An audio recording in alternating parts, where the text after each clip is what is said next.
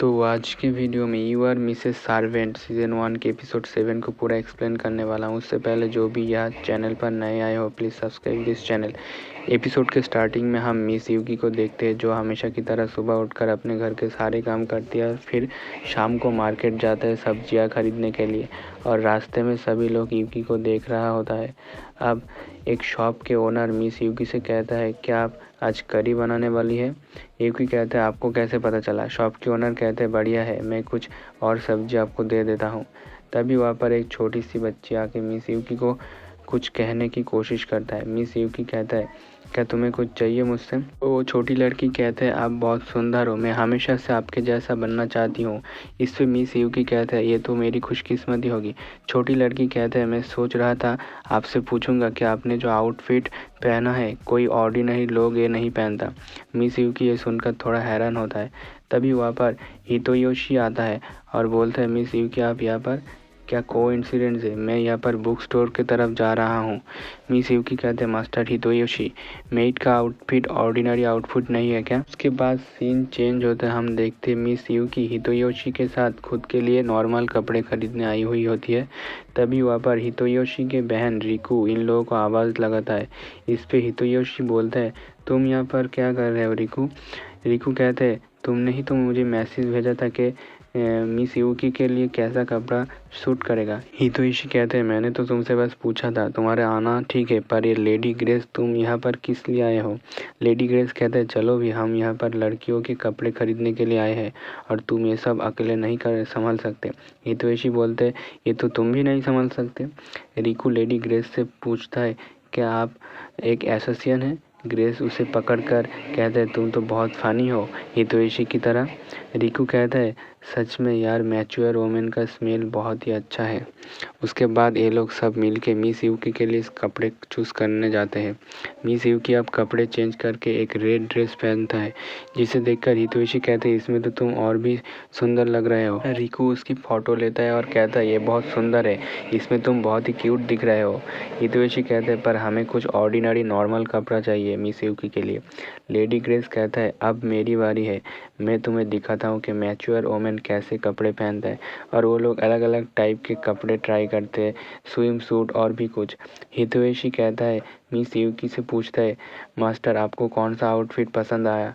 वो कहता है मुझे तो एक नॉर्मल हैट पहना हुआ कपड़ा पसंद है जिसमें मिस युगी सुंदर लगेगी। उसके बाद सीन चेंज होता है। हितोयोशी सबसे पूछता है क्या तुम लोग घर पर मूवी देखना पसंद करते हो। और ये सब लोग ज़ॉम्बी मूवी देखने जाते हैं जहाँ पर मिस युगी ज़ॉम्बी मूवी देखकर बहुत ही डर जाता है। रिकू कहता है ज़ॉम्बी इतनी भी डरावने नहीं है, तुम तो अपने टेक्निक से उसे आराम से मार सकते हो। पर मिस युगी अभी भी डर रही थी। हितोयोशी सच में सोचती है कि मिस युगी अभी तक अपने पास्ट को नहीं भुला पाई है, उनके लिए नॉर्मल बनना उतना भी आसान नहीं है। मिस युगी यहाँ पर कहता है सबसे बड़ी चीज़ मुझे ज़ॉम्बी से लड़ने का एक्सपीरियंस नहीं है। इस पर हितोयोशी कहते हैं ऐसा एक्सपीरियंस किसी के पास नहीं होता है। इसमें लेडी ग्रेस कहते हैं एक एसोसिएशन हो के तुम ज़ॉम्बी से डरते हो, कितनी अजीब चीज़ है। उसके बाद ये सब लोग बाहर आके एक दूसरे को आइसक्रीम खिलाता है और रास्ते के दूसरे साइड एक लड़की उन लोगों को ये सब करते हुए देख रहा था। तभी उस लड़की को एक गार्ड आके उसका हाथ पकड़ के कहता है चलिए यहाँ से नाका, आप बाकियों की तरह ये नहीं कर सकती है। इसमें वो लड़की नाका को कहते हैं मुझे माफ़ करना। तब वो आदमी कहता है आज रात हम आपकी लोअर बॉडी का ट्रेन करेंगे। नाका कहता है ये सर, और उन लोगों को जाते हुए वो देखता है। उसके बाद लेडी ग्रेस चले जाते हैं अपने रास्ते और हितोयोशी कहते हैं मैं रिको को पहले घर छोड़ के आता हूँ। मिस युगी कहते हैं ठीक है फिर मैं घर जाके डिनर का तैयारी करता हूँ। उसके बाद वो दोनों चले जाते हैं वहाँ से। उन लोगों के जाने के बाद मिस युगी खुद को आईने में थोड़ी देर देखने के बाद चलते हुए अपने पास्ट के बारे में सोचता है। उसके बाद घर आके मिस युगी फिर से अपनी पुरानी मेट वाला कपड़ा पहन लेता है और मोचितारू के पास आके कहती है कि आपको मेरे साथ खेलना है। तभी मिस युगी बोलती है तुम्हारा कपड़े तो बहुत गंदा हो गया है, तुम्हारे कपड़े में धो देता हूँ रुको। तभी मोचितारू उस टॉवल को लेकर भाग जाता है और दूसरी तरफ बाहर बहुत तेज बिजली चमक रही होती है और यहाँ पर लाइट भी चला जाता है। हितवेशी खुद से कहता है क्या मिस यूकी ठीक होगा। मिस यूकी घर पे होती है और यहाँ पर लाइट भी चली गई है। जैसे ही बाहर बिजली कड़कती है यूकी डर जाती है और ज़ॉम्बीज़ के बारे में सोचने लगती है। तभी मोचितारू खेलते खेलते एक चीज़ से टकरा जाता है। मिस यूकी आवाज़ सुनकर कहता है क्या ये मोचितारू का आवाज़ है, क्या उन्हें ज़ॉम्बी पकड़ लिया है। और अब ये अपनी चाकू को निकाल लेती है। अब नेक्स्ट सीन में हम देखते हैं कि हितवेशी कहता है क्या तुमने मोचितारू का टावल को काट दिया है जब तुम डरी हुई थी तब। मिस यूकी कहते हैं मुझे माफ़ करना, मैं इसे सिल दूंगा फिर से। तो योशी कहता है कि तुमने फिर से मेड वाली ड्रेस पहन लिया है, क्या आपको वो कपड़े पसंद नहीं आए जो हम आपके लिए लाए थे। इसमें मिस यूकी कहते हैं नहीं नहीं, आप मेरे साथ गए और मेरी कपड़े चुनने में मेरी मदद भी की, इसमें मुझे बहुत खुशी हुई।